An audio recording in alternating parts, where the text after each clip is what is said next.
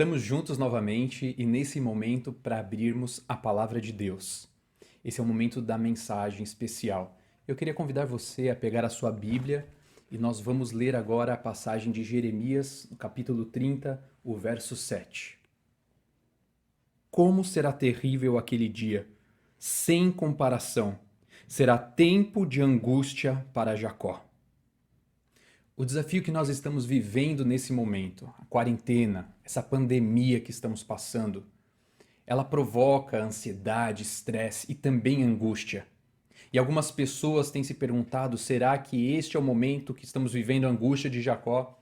Será que essa pandemia é uma das 7 pragas que estão descritas no Apocalipse? E hoje o título do sermão é A Angústia de Jacó, justamente para nós estudarmos na Bíblia que momento é este e como podemos atravessá-lo, confiando em Deus e sem desanimar da nossa fé. Feche seus olhos e nós vamos orar mais uma vez para estudarmos a palavra. Querido bom Pai, obrigado, Senhor, por esse momento que temos em contato direto com a Tua palavra. Obrigado porque as profecias nos revelam os acontecimentos finais da história deste mundo. E o mais aguardado de todos, com certeza, é o retorno do Senhor Jesus.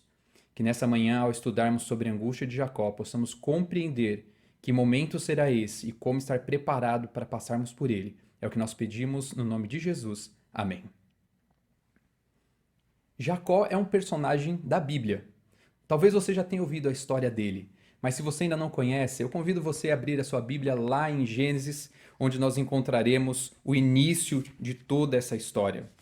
Lá no capítulo 25, verso 20, diz: Isaque orou ao Senhor em favor de sua mulher, porque era estéril. O Senhor respondeu à sua oração, e Rebeca, sua mulher, engravidou. Os meninos se empurravam dentro dela, pelo que disse: Por que está me acontecendo isso? Foi então consultar o Senhor, e disse-lhe o Senhor: 2 nações estão em seu ventre. Já desde suas entranhas 2 povos se separarão. Um deles será mais forte que o outro, mas o mais velho servirá ao mais novo. Quando Rebeca deu à luz, nasceram 2 rapazes. O que nasceu primeiro era peludo, era ruivo, e ele recebeu o nome de Esaú, que quer dizer peludo. O segundo que nasceu, nasceu agarrado no pé de Esaú, e recebeu o nome de Jacó. Jacó, é a expressão que diz agarrou ao pé, ou também pode ser traduzido como traiçoeiro. Esses irmãos cresceram e eles tinham características muito diferentes. Um deles, Esaú, era mais dado à caça, atividade fora de casa. Já Jacó ficava em casa com a sua mãe, cuidava das ovelhas. Quando Isaac ficou com uma certa idade avançada, ele já não enxergava, os seus dias estavam se findando. Ele chama Esaú, seu filho mais velho, e pede para Esaú preparar um guisado de uma caça que ele mesmo houvesse caçado, para que ele pudesse comer e depois receber a bênção da primogenitura. Rebeca ouve e prepara junto com Jacó uma estratégia para enganar Isaac e assim roubar a primogenitura. Depois que Jacó chega à presença de seu pai, o seu pai ali, por não conseguir reconhecer que era Jacó, achando que era Esaú, Isaac o abençoa. E assim que ele sai, Esaú chega da caçada, prepara o guisado, e quando ele vai na presença do pai, o pai fala assim: Filho, eu não posso mais te abençoar, não tem mais bênção. Alguém veio antes de você e já levou a bênção. Esaú pergunta: Pai, mas não tem mais nada, nem uma bênção pequenininha. E Isaac fala: Não tem bênção. E quando profere palavras dizendo que ele serviria o seu irmão. Naquele momento, Esaú se enche de ódio do seu irmão, enche de raiva, e ele promete matá-lo.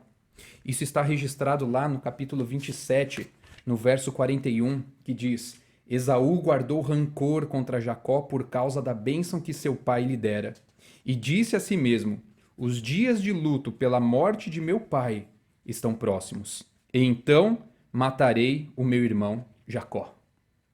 Jacó foge de casa. e ele foge em direção à casa dos seus tios. O seu tio Labão, o irmão de Rebeca, o recebe e ali ele conhece Raquel, a filha de Labão, se apaixona por ela e faz uma proposta. Ele faz a proposta lá no capítulo 29, verso 18 a 20, na qual ele diz assim: Trabalharei 7 anos em troca de Raquel, sua filha mais nova. E Labão respondeu: Será melhor dá-la a você que a algum outro homem. Fique aqui comigo. Então Jacó trabalhou 7 anos por Raquel, mas lhe pareceram poucos dias, pelo tanto que ele a amava. Quando terminaram aqueles 7 anos, aconteceu a cerimônia do casamento. Mas de noite, quando o véu foi levantado, Jacó percebeu que havia se casado com Lia, a irmã mais velha de Raquel. Quando ele vai fazer reclamação dos seus direitos, ele tinha trabalhado 7 anos por Raquel e não por Lia. Labão diz a ele: Não, mas aqui o costume é que a irmã mais velha se case primeiro, então eu não poderia casar Raquel antes. E faz uma proposta. A proposta é a seguinte, no verso 27. Deixe passar essa semana de núpcias e lhe darei também a mais nova, em troca de mais 7 anos de trabalho. E a história diz que realmente ele trabalhou mais 7 anos e se casou naquele dia. Ele ficou também com Raquel, a sua esposa amada. O tempo se passou e Deus a foi abençoando Jacó. Os seus rebanhos cresceram, né? Os seus servos também, a riqueza de Jacó cresceu, até um certo momento no qual Deus fala com Jacó. Deus fala com Jacó e lhe dá uma ordem. A ordem de Deus para Jacó, lá em Gênesis capítulo 31, verso 3 é: Volte para a terra de seus pais e de seus parentes, e eu estarei com você. Só quem mora longe da casa dos seus pais, da sua terra de origem, sabe como é gostoso poder voltar para a casa dos pais, voltar para a terra de origem, se sentir bem naquele lugar onde você cresceu. Mas o fato é que para Jacó isso era um problema. O problema é que agora ele precisava encarar o seu passado. E muitas vezes nós fugimos do nosso passado. Mas chega um momento que você precisa lidar com as consequências, com aquela situação que você deixou para trás. Por isso precisamos resolver os nossos problemas quando eles surgem. Ele tinha que encarar o seu irmão Esaú. E não somente isso, ele tinha que encarar agora a promessa que o seu irmão havia feito. Ele havia jurado matar assim que o seu pai falecesse. E quando vamos agora ao texto de Gênesis, no capítulo 23, verso 3 a 5, nós vemos que Jacó ele estabelece algumas estratégias para lidar com aquela situação do seu retorno. A primeira estratégia foi enviar um servo à frente. E esse servo tinha instruções de como falar com Esaú. Gênesis 32, verso 3 a 5 diz: Jacó mandou mensageiros adiante dele a seu irmão Esaú, na região de Seir, território de Edom, e lhes ordenou: Vocês dirão o seguinte ao meu senhor, Esaú. Vocês dirão o seguinte ao meu senhor Esaú: Assim diz o teu servo Jacó: Morei na casa de Labão e com ele permaneci até agora. Tenho bois e jumentos, ovelhas e cabras, servos e servas. Envio agora esta mensagem ao meu senhor, para que me recebas bem. Você vê a linguagem que ele utiliza? Meu senhor, o teu servo. Jacó queria dizer com essas palavras que ele não estava retornando para se colocar como senhor de Esaú, mas se colocando como servo de seu irmão.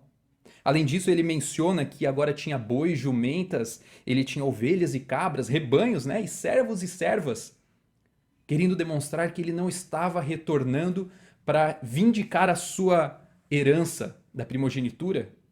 Ele já tinha riquezas, ele não estava voltando por isso. E quando aquele servo retorna, no capítulo 32, verso 6 de Gênesis, ele diz: Fomos até o seu irmão. Ele está vindo ao seu encontro com 400 homens. E Jacó se encheu de medo e foi tomado de angústia naquele momento. A angústia de Jacó. Diante dessa situação, o iminente combate, conflito, seu irmão vindo na sua direção com 400 homens, não estavam vindo para saudá-lo, para abraçá-lo. estavam vindo para destruí-lo. Ele cria uma estratégia, uma segunda estratégia agora.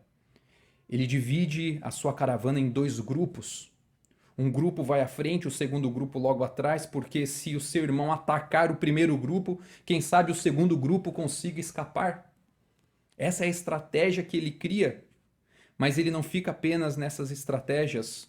A Bíblia diz também, lá no verso 9 a 12, que Jacó orou a Deus. Essa foi a melhor das três estratégias. Ele orou a Deus, clamando pelas suas promessas, porque Deus havia prometido para ele, quando ele estava fugindo para a casa do seu tio, quando ele dormiu, colocou aquela pedra como travesseiro, quando ele teve aquele sonho da escada subindo até o céu e anjos subindo e descendo, Deus falou para ele: Jacó, eu estarei com você e um dia eu trarei você de volta à casa do teu pai. Naquele momento, Jacó ora, clama pelas promessas de Deus. E ele ora assim: ó Deus de meu pai Abraão, Deus de meu pai Isaque, ó Senhor que me disseste, volte para a sua terra e para os seus parentes, e eu o farei prosperar. Não sou digno de toda a bondade e lealdade com que trataste o teu servo. Quando atravessei o Jordão, eu tinha apenas o meu cajado, mas agora possuo 2 caravanas. Livra-me, rogo-te, das mãos de meu irmão Esaú, porque tenho medo que ele venha nos atacar, tanto a mim como as mães e as crianças. Pois tu prometeste, esteja certo de que eu o farei prosperar e farei os seus descendentes tão numerosos como a areia do mar, que não se pode contar. Ali estava em jogo muito mais do que simplesmente o bem-estar dele. A promessa é que era da sua descendência que viria o Messias. E se ele fosse destruído junto com as suas esposas e filhos, a linhagem do Messias seria interrompida. Havia muita coisa em jogo naquele momento. E a história continua de maneira muito interessante. No verso 22 a 24, diz que na noite seguinte, Jacó levantou-se, tomou suas 2 mulheres, suas 2 servas, seus 11 filhos, para atravessar o lugar de passagem do Jaboque. Depois de havê-los feito atravessar o ribeiro, fez passar também tudo o que possuía, e Jacó ficou sozinho. Aquela era uma região perigosa. Não era seguro ele ter ficado para trás. E o texto diz que então veio um homem e se pôs a lutar com ele até o amanhecer. No meio daquela escuridão, ele sente uma mão em seu ombro e ele acredita ser ali talvez alguém que veio para lhe roubar. E ele começa a lutar com aquele homem, ele começa a pelejar, e é uma luta intensa, é uma luta que se estende por toda a madrugada. E a Bíblia diz no verso 25 que quando o homem viu que não poderia dominar Jacó, tocou-lhe na articulação da coxa, de forma que a deslocou enquanto lutavam. Aquele não era um oponente qualquer, não era um ladrão, não era um ser humano. De fato, Oséias identifica quem era aquele homem. Capítulo 12, verso 4 diz que Jacó lutou com um anjo e saiu vencedor. Chorou e implorou o seu favor. E Jacó reconhece que aquele ali era o próprio Deus, era o Senhor Jesus. Jacó se agarra então ao seu oponente e fala assim: não te deixarei ir enquanto não me abençoares. E aquele ser, aquele homem com quem ele estava lutando, diz para ele: o seu nome não será mais Jacó, traiçoeiro, enganador, mas agora será Israel, porque você lutou com Deus e com homens e você foi vitorioso. Você venceu. Depois disso, aquele homem o abençoa e o deixa. Nós começamos a mensagem dessa manhã falando de Jeremias, capítulo 30, verso 7. Nós lemos lá que haverá um tempo de angústia, assim como a angústia de Jacó, naquela noite na qual ele lutou com Deus. E existem alguns paralelos que são muito interessantes. Para nós entendermos quando esse momento acontecerá, nós precisamos ler o texto de Daniel capítulo 12, no verso 1. Ali está registrado que naquela ocasião, Miguel, o grande príncipe que protege o seu povo, se levantará. Haverá um tempo de angústia como nunca houve desde o início das nações até então. Mas naquela ocasião, o seu povo, todo aquele cujo nome está escrito no livro será liberto. Esse texto nos diz que chegará o momento no qual Miguel se levantará. Enquanto ele está sentado, ele está julgando o juízo investigativo que hoje está acontecendo lá no céu. Mas chegará a hora que esse juízo terminará.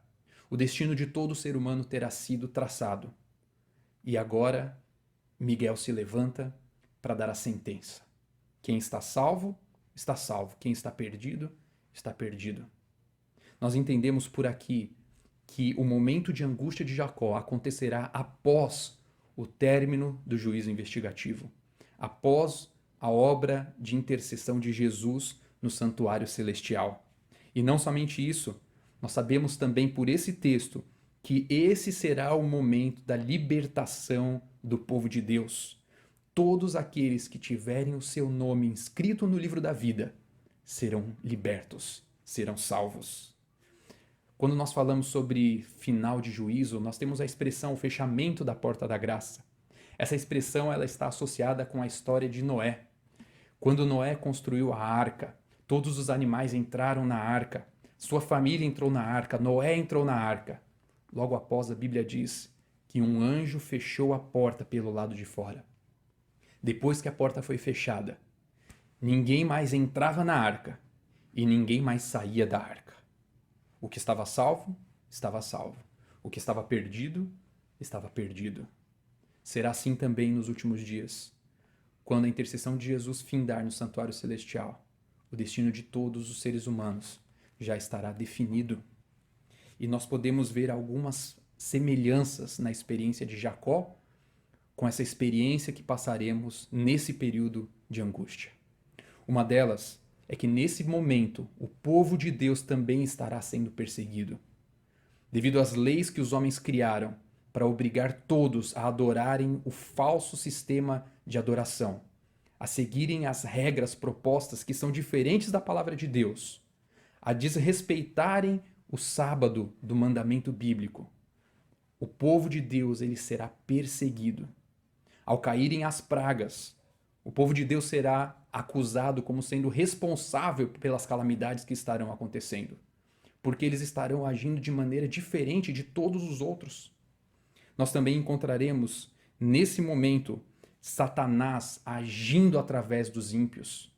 O Espírito Santo ele já não está mais realizando a sua obra, porque não existe mais conversão, já não existe arrependimento nem perdão. Nós veremos nesse momento a maldade no seu limite. As 7 pragas estarão caindo também durante o período de angústia. Cairão sobre aqueles que receberam a marca da besta e não aceitaram o selo de Deus. Os ímpios se unirão para, em um último golpe, exterminar o povo de Deus. Será marcado o momento desse último golpe. E nesse momento, o povo de Deus será liberto. O fato é que nós teremos 2 semelhanças com a angústia que Jacó teve. A primeira delas é que nós também estaremos diante de uma ameaça de morte. Nós também estaremos, segundo as circunstâncias, correndo risco de vida. Mas o Espírito de Profecia e a Bíblia afirmam que naquele momento ninguém mais perderá sua vida, porque já não há mais necessidade de mártires e nem de testemunhas, porque a obra que tinha que ser feita já foi realizada. A segunda semelhança é que, assim como Jacó, no seu coração, temia não ter sido perdoado pelo seu pecado, nós também passaremos por um momento de autoanálise profunda, tentando verificar se há algum pecado que não foi perdoado.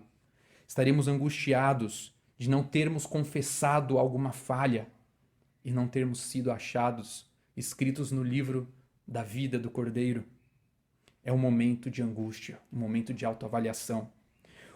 Principalmente, um momento também de oração. Oração a Deus de maneira intensa, clamando pela promessa do libertamento, pela chegada do libertador tão aguardado. Assim como Jacó, esse será o momento no qual nós vamos receber a maior bênção já recebida por qualquer ser humano. A vida eterna, a redenção, a transformação desse corpo mortal num corpo imortal, incorruptível.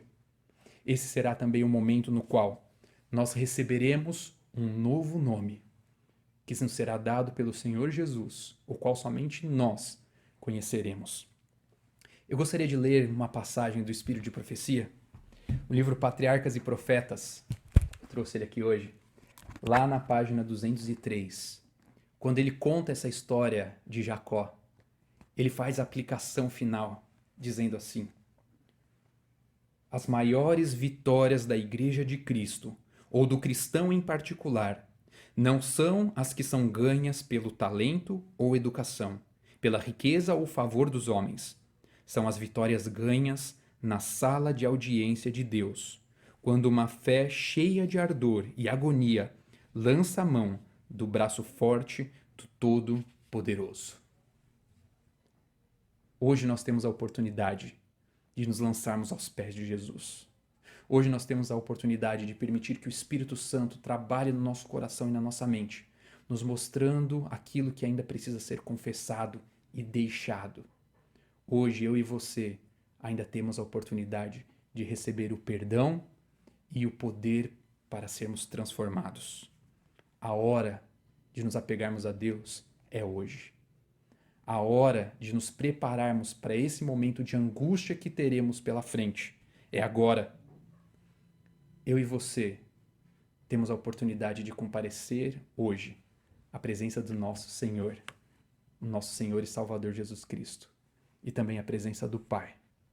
Eu queria convidar você nesta manhã a mais uma vez se posicionar ao lado de Cristo, a permitir que Ele realize essa obra de transformação na sua vida e no seu coração. Não fique preocupado com os acontecimentos que terão parte no futuro. Não fique preocupado com a perseguição, com a angústia, com a possibilidade da morte, porque o Senhor Jesus prometeu: estarei com vocês até a consumação dos séculos. Ele não vai te abandonar.